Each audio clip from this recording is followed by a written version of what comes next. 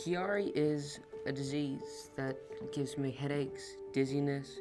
It affects thousands of kids all over America.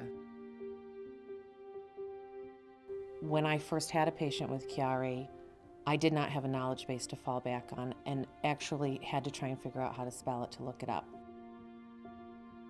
I just really wanted to feel better, but no one really believed me.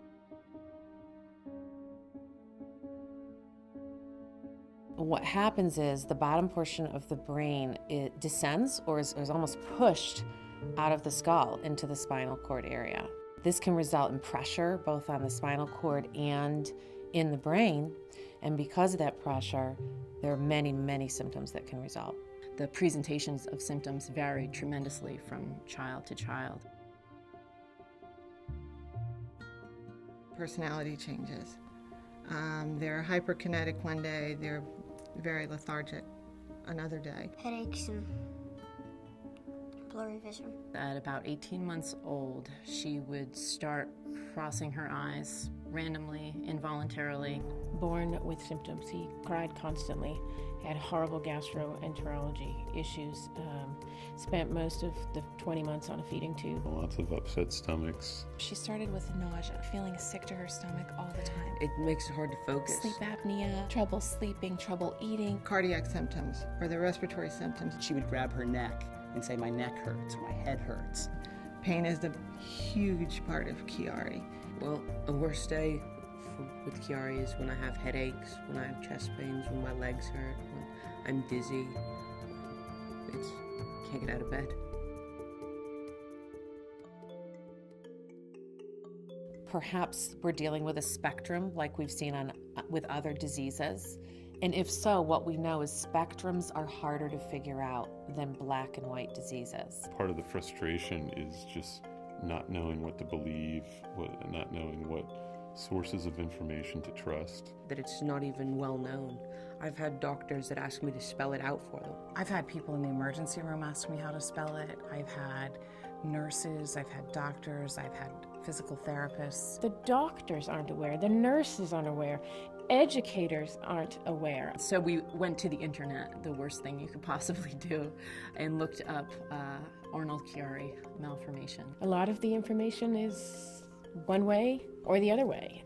It was very, very difficult to find the correct information. We had doctors who, they all sort of agreed that something needed to be done, but their methods were completely different. We've gone from doctor to doctor to doctor to doctor. A lot of doctors don't believe that kids have Chiari. They don't believe in Chiari in general. The answer I got from the neurosurgeon was, we don't know.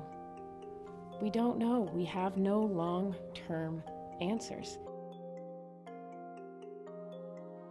With Chiari, the first step, diagnosis, is a struggle, and there's a long lag time between the suffering or symptoms and figuring out the diagnosis. I think the reason that Chiari is so difficult to diagnose is that everyone presents slightly differently.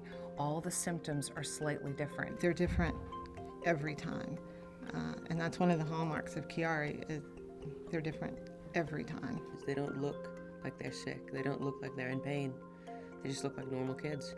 Every day at school, I would just have all these headaches that would pretty much drive me crazy. I just went to the nurses. Whenever she sneezed, whenever she coughed, whenever she jumped, she laughed, she would put her head down and said, "Oh, I laughed too hard, Mommy." And then you take them to the doctor and you say, "What's going on?" And they look at you and they go, "But he looks great." He doesn't look sick. People have doubted that when I said I didn't feel good, that they doubted it was even true. People didn't really believe me. She really has headaches. It's real. Just because something doesn't look to be there doesn't mean it's not.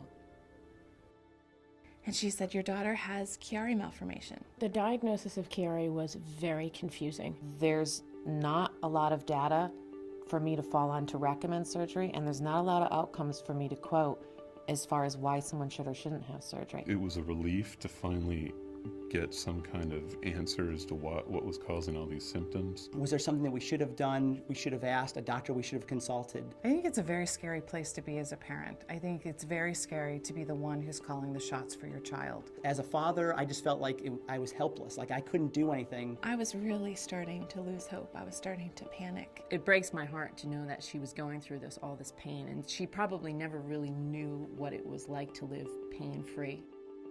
We need to take the mystery out of Chiari malformation so that it's not confusing, that we know what we're looking for and what to do. Research is going to be able to help provide definitive answers. We need money.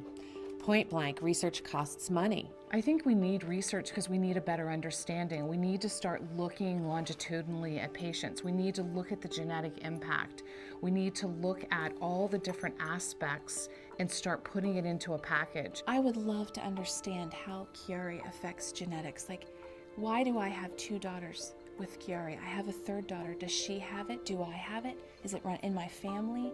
How can we prevent this? What can we do? How Chiari affects the digestive system, how Chiari affects sleep apnea, how Chiari affects absorption, how Chiari affects everything. To me, the biggest thing is just awareness and making sure that pediatricians have some context for this condition, so when they see symptoms, there's a category for them to even consider. If we raise awareness, we can raise more money, and if we can raise more money, we can find a cure for Chiari.